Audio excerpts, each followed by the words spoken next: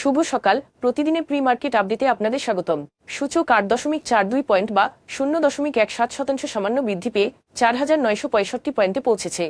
বাজারের লেনদেনের পরিমাণ হয়েছে 584 কোটি টাকা, যা আগের দিনের তুলনায় 46.25% বৃদ্ধি। খাদ্য ও খাদ্য বহির্ভূত উভয় পণ্যের দাম হ্রাসের ফলে 2025 সালের এপ্রিলে বাংলাদেশের মুদ্রাস্ফীতি 9.17% নেমে এসেছে, যা মার্চ মাসে 9.35% ছিল।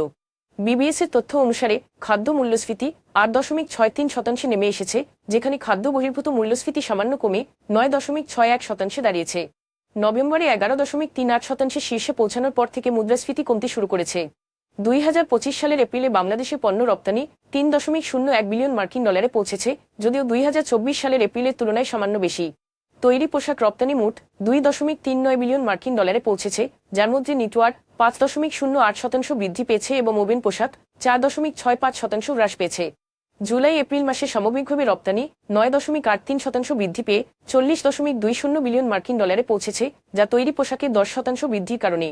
পূবালী ব্যাংক বেসেল 3 এর অধীনে তার টায়ার 2 মূলধন শক্তিশালী করার জন্য 1,500 কোটি টাকা সাবঅর্ডিনেটেড বন্ড ইস্যু করার পরিকল্পনা করছে। এটি হবে তাদের পঞ্চম বন্ড, যা নিয়ন্ত্রক অনুমোদনের অপেক্ষায় রয়েছে। 780 কোটি টাকার রেকর্ড নিট মুনাফা অর্জনের পর ব্যাংকটি 2024 সালের জন্য 12.5% নগদ এবং 12.5% স্টক লভ্যাংশ ঘোষণা করেছে। বিলম্বিত লভ্যাংশ বিতরণের কারণে র্যাক সিরামিক্স প্রথমবারের মতো জেব বিভাগে অবনমিত করা হয়েছে। ডিএসই তাদের শেয়ারের ওপর মার্জিন ঋণ না দেওয়ার পরামর্শ দিয়েছে, যা 3.74% কমে 20.60 টাকায় দাঁড়িয়েছে। কোম্পানিটি ইউএই ভিত্তিক শেয়ারহোল্ডারদের লভ্যাংশ প্রদানের জন্য এনবিআর অনুমোদনের অপেক্ষায় থাকার কথা উল্লেখ করেছে।